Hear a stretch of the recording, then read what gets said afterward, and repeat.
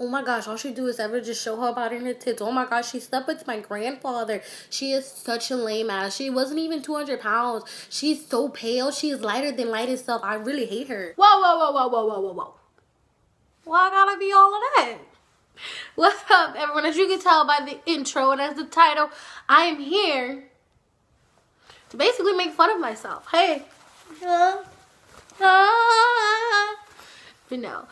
I'm basically here to let y'all know who is Hippie, aka who's Aaron, aka who's this girl that was once really 200 pounds and looked like a female roly-poly, and if she fell, she had to like roll to get back up. She just didn't get back up. She had to roll to get back up. It's getting real weird up in here, I tell you, boy. Yeah, that's who I'm here to tell you about. So we're gonna start off by saying where I'm from. Well, my real name. My real name is Erin Nicole Marie Presley. Erin Nicole Marie Presley. And I am from Oakland, California. Hi, what's... Don't be like me. Please be better than me. Look at the neck. Look at the rolls. But no, I'm from Oakland, California. My mother's from Oakland. My dad's from Oakland. Also West Side people. And I'm currently living in Lafayette, Louisiana. And fun fact, I do not eat any of the food that they cook down here. That's another fun fact. I don't like crawfish etouffee, seafood gumbo. I don't like any of that food. I done tried it, I done ate it, I done sat down, I done meditate with it, I done sat down, had a convo with it, we had a one-on-one. My taste buds and my mind was like, no, stop, we're not doing this. So, I don't eat any of the food down here. But I do eat their gumbo, and they can make fried chicken. Yes. Y'all can make the fried of the chicken. Yes. But anyway, so we moved down here when I was like 13, 14, I want to say. We literally like home. My first home was in Macomb on a street called 12th Street. If you go on the street right now, there's nothing there but grass and land. There's nothing there but grass and land. And it's crazy because Hurricane Lily took my home. But it took my home. And, you know, we didn't have a home. And what happened was a tree fell. Like a big oak tree had fell on top of our house. And I'll never forget that because we was all in the second living room. It was a really big house. It was big and yellow, and it was like my home to this day. I dream to rebuild that home when I have kids and a family. I don't think that's happening. Yeah. But yeah, so that's just what happened. And the tree fell, and hard times make people who they are, right? Right. We all go through things that have changed us in our lives.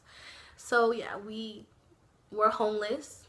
I am saying very personal things, but I feel like this video is to really show you guys who I am, what made me who I am, the struggles I have went through, because this is it. This is real. There's no double take on this, on my life. My life was never, but I feel like that made my family a lot stronger. It made us work harder to feed us. And I can never ever pay back my nanny and my mom for what they did for me and my brother when the times were tough. I can never, like when I was younger, I used to despise them. I used to be really going through a rebellious phase. And now it's like I see that they worked very hard. And I can never pay them back for that. But anyway, fast forward. So, like I said, I was bullied for 17 years. There's no lie about that. Because the girl said I was lying. So I'm going to put the picture right here. Who or why my mama let me walk outside my house like that? It's wrong. Why? Something. Jesus. It's nasty. But anyway, so yeah. I was bullied for 17 years. I am now 19. I'm going to be 20. March 12th. Another fun fact. My birthday is March 12th. So, you know. Y'all could PayPal me money for the gifts you want to give me, or you could just give me gifts. But anyway, so I was bullied. So y'all know how like in the movies where the bully get pushed into the lockers? Hey, I was that. I actually had a dude who punched me in my stomach for no absolute fucking reason. All down, but we get up. Like, in my stomach for no reason at all. Like, no reason at all. The dude just hated me. Crazy, huh? Yeah. Punched me like, oh, I'm just gonna punch this fat girl in the stomach. She's not gonna feel it. She got flubber. That flubber gonna just vibrate back. No, bitch, I felt that. I felt that. I was crying like I was like crying in like the midway of my classroom, and my teacher, she didn't even see it. Like, you did not just see your kid just get punched. Like, you don't see me halfway about to throw up and I'm gagging here. Like, you're just like, no, bitch, you don't see me, bitch. I'm fat. You don't see my big ass. Like, I was so mad that day. But what's so funny about that same dude who punched me is the same dude to this day who's in my DMs, like Aaron, give me a chance, and I know what I did to you in the past was horrible. I'm so sexy, I'm just so fresh. Yeah, so yeah. But we're gonna fast forward. So I want to say 5th grade year, I was being a little rebellious. I got tired of all the bullying. I got tired of everyone just bullying me. So the girl who's in charge of everyone beating my fucking ass was my friend. Well, I thought she was my friend, but she was the one who made everyone beat me up and isolate me. So that whole year, she had everyone like stop talking to me, and I came to find out that she was the twist face of a bitch ever. Like, she just sat down and just was like she would come be my friend, like, hey, what you doing? Like, I thought she was like my only real friend. No, she was the one who was plotting to get my ass beat every damn day. Like, I gotta be careful with these girls. They be wildin'. They be wildin', B. They be wildin'. She was like, yeah. So what happened was, when I found out that, you know, she was in charge, I decided to write her name on the bathroom wall. Now, if y'all gonna do it, y'all listen to this carefully. If you're gonna write a girl's name on the bathroom wall and call her a slut, because I remember I wrote her name and I was like, she is a slut. The bathroom wall was popping. Her name on the bathroom wall, and I called her a slut. But this is how I got caught. I didn't know how to spell her name. At this moment, I knew I had fucked up. Like, the teacher made everybody write her name. Everybody wrote her name right, but me. If you're gonna get revenge, please do it right. Like, think that shit through. Like, sit down and be like, okay, all right. Like, okay, all right. Also, another thing that happened when I was bullied. I remember that I had a crush on this dude. This was like the 3rd or 4th grade, and I had a crush on him, right? So I thought it was a good idea for my roly-poly ass to go up there and tell him. Like, he was the cutest dude, elementary school. He was light-skinned. He had the curly hair. He was popping. Everybody wanted to do, and then he was new. You know, the new kid. All the girls wanted the new kid. I was one of those girls. Why? Okay, so I went. He was like, what the fuck you want, you fat cow? I'm not lying to you guys. This is what he said. What the fuck you... Before I could sit down and tell him I even liked him, he was like, what the fuck you want, you fat cow? Yo, I cried.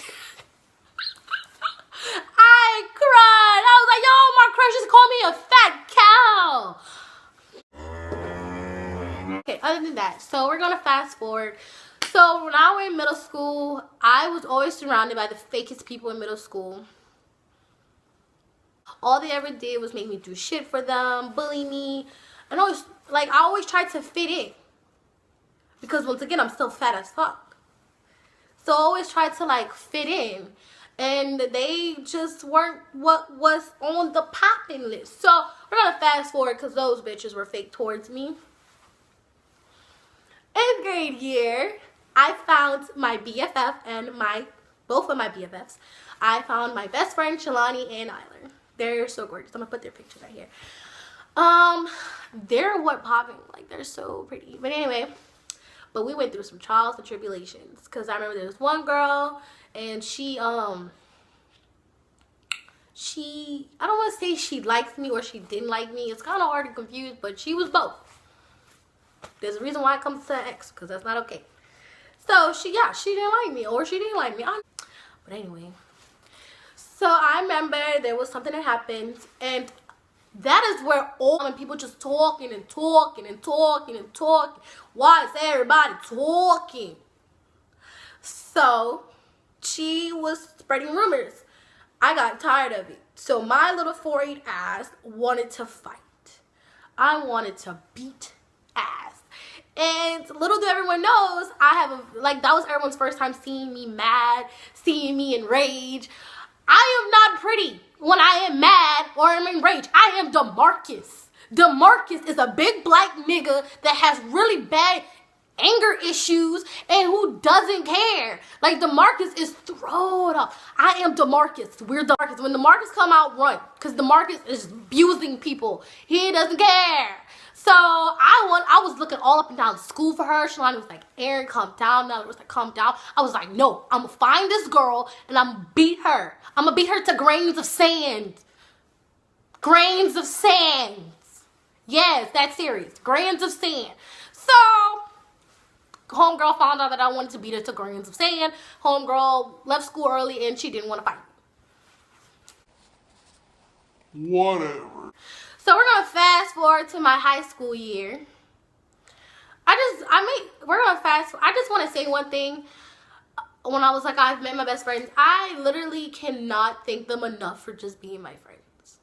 Like, they are my only real friends. Like, Nyler is the most genuine human being you'll ever meet. And so is Shalani. Like, a lot of people think we're mean, and a lot of people think we're rude.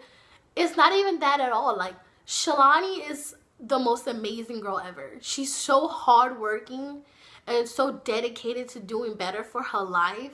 Like, I know if I ever need anything, I can call her and this girl's going to come running. If I'm homeless, she's going to give me a home. If I'm hungry, she's going to feed me. Like, their family took me in. I was never close with my family in California. I don't really have any family down here in Louisiana. I don't have anyone, really. Like, family-wise, I don't have cousins or whatever. Like, you know, I don't really have anyone I could call on and be like, hey, what's up, cousin? What's poppin'? You know? And their family took me in. Really did. Like, if I got in trouble, their families, you know, they're holding me accountable. Like, they're cursing me out. They want to beat my ass, everything. They fed me, gave me home when times were hard. You know, I never, ever can repay back for what Shalani did for me. And I can never, ever repay back for what Nyler has done for me in general. Like, it's really real what she has done for me. Not only was I getting bullied for 17 years, I got into a depression my 6th grade year. And because of her, I got over it. Like, I'm crying. I hate crying. Like, I'm really crying. I know, but she helped me out. She helped me out in really hard times. Like, I remember one night I was just crying by myself, and I called her at like 2 o'clock in the morning, and she answered, and she was like, yo, what's wrong? I was like, were you sleeping? I'm sorry. And she was like, no, I'm up now. And she just listened to my problems. And I can never repay back what those girls have done for me. Oh, I'm crying. I just finished my makeup. I'm crying. They were there for me when no one was, really. I don't know why I'm crying.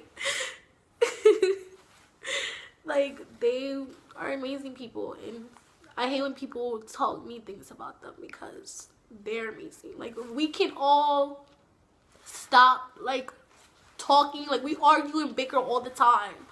Some days we'll stop talking to each other even for days or weeks. But it's like, I know if I ever need anything, they're coming. Like, they're gonna put whatever made them mad to side, and they're coming in. Those girls are genuine people, and no one can tell me they're not. Like, they're really hardworking girls, and they don't get enough props. Like, I don't think I tell them enough how much I love them. I don't think I tell them how much their family have done so much for me. They made me realize what a family really is. Like, even through the hard times and the good times, you're still gonna be family. And those girls are not my friends. They're my family. Like, they're really my family. Like, there's no one I want to be friends with when I'm 53. I'm old as fuck and I'm still smoking. Besides those girls, like, I'm grateful to have friends like them. Very grateful. And I love them. Alright, so enough with all the crying. Let's get back to my life. So, fast forward freshman year. I went to a white school. Let me tell you some of them white kids. Not only do they have money, they like their drugs. Question me when I'm eating Popeyes. I'm very hungry. And I don't want to stop filming, so. Who said YouTubers gotta be all classy and that's just wrong. My mouth closed. I got class. Somewhat. But I ain't got no ass. Okay. So freshman year, that's when I started doing things that let me just tell y'all something. I am not ashamed of anything that I have done in my past, because everything I've done in my past made me who I am. There's nothing I would change. There's nothing I would erase. Everything I have done up until now has made me the wonderful woman that I love. So anyway, I did do, I don't want to say drugs because it's going to sound like I did snort cocaine and I can't afford that. But no, and I mean, I was young, I was very wild. I partied a lot during high school. Like, the years I should have been studying, I partied a lot. Like, I was always to parties. Like, it came up to a point where the people knew me. They was like, what's up, Aaron? What's up, Hippie? Like, yeah. I felt like a house. I didn't give a fuck.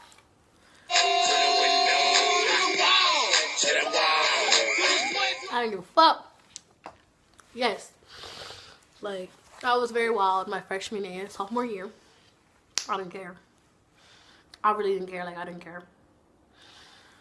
Wish I did care, kind of, but it's what it is. I was friends with all the wrong people. You know, I was still friends with Shalani and all, but you know, I still had like other friends. I did drugs, so I did it. They didn't do no cocaine or like meth. They could afford it, but I didn't. I couldn't. But yeah, AKA Youth Challenge Program. And I didn't go because I was a bad kid in school. Actually, even though it really was wild, I wasn't that kid in class that was like, fuck you, teacher. Like, no, I actually did my schoolwork. I minded my business. I never really argued with teachers. I was just being me. I was just being a teenager. So I went to military school. This is hot, please. So I went to military school, and it was fun. It was fun. Self-conscious because like, we were lit. I met some wonderful people. One time, and it's because, you know, I was scared about what happened. Like, what if something happened to my family and I'm here and I don't have a phone and I can't talk to them. I was very scared. I was very scared.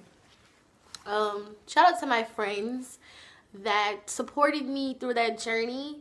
Shalani and I, literally, I'm gonna even shout Trinika out. Trinika was there through the journey. Shout out to them for supporting me through that journey. And shout out to my family for being there with me when I graduated. I didn't have a graduation party. We went to Chipotle. So any dude that's watching this, if you want to know the keys to my heart, take me to Chipotle.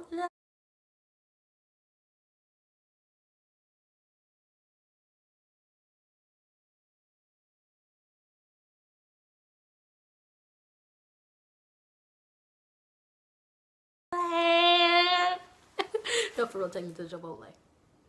But anyway, yeah. So, hey, my birthday is March 12th. Take me to Chipotle. Anyway, how y'all like Chipotle? Same. But yeah, so we're gonna fast forward. So after military school, I had a really rough start because I didn't really know where to go from here. Like, my friends were still in high school and I wasn't in school, and a lot of things happened with me getting a license / ID because I wasn't from the state. We couldn't find my birth certificate that came from the state of California.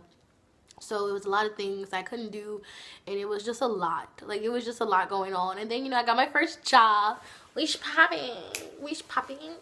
So before anyone thinks that, I was being taken care of, no. I literally work for everything that I have. The clothes on I really do work for everything, shoes, everything that's on me. I really don't have parent but I money. can't say like I my will mom really and be my broke taught me if I don't have a this job. very independent girl young slash lady, woman that I am. Well, young lady. I ain't a woman shit, but young lady that I am to this day. And I feel like it's only gonna get better. It's only gonna get better. And shout out to Angel, because Angel my sister. Angel played a very big role in my life. Like, she taught me a lot of things that now I'm finally learning and seeing for myself. After that, for a while, all I did was party. Even when I had a job, I partied a lot. I just partied for a very long time. Until after summer 2K16, I had hit rock bottom. I had woke up. My head woke up, and I didn't know where I was. I didn't know the severity of what I had did to my body or anything that had happened that night. And I had went to my best friend's house that same day, and I was like, Nyla, I hit rock bottom. She was like, it's okay. And she hugged me, and she was like, you're gonna get through this. She was like, you're gonna be okay. And so when I had realized that I had hit rock bottom, from there, I worked very hard. It has been many months, and I can only say God has helped me through the journey to be who I am right now.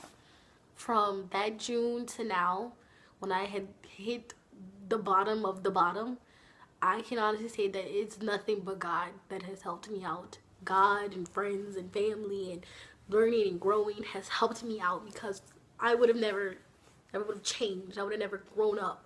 I never would have seen the light, basically. I would have never realized my life.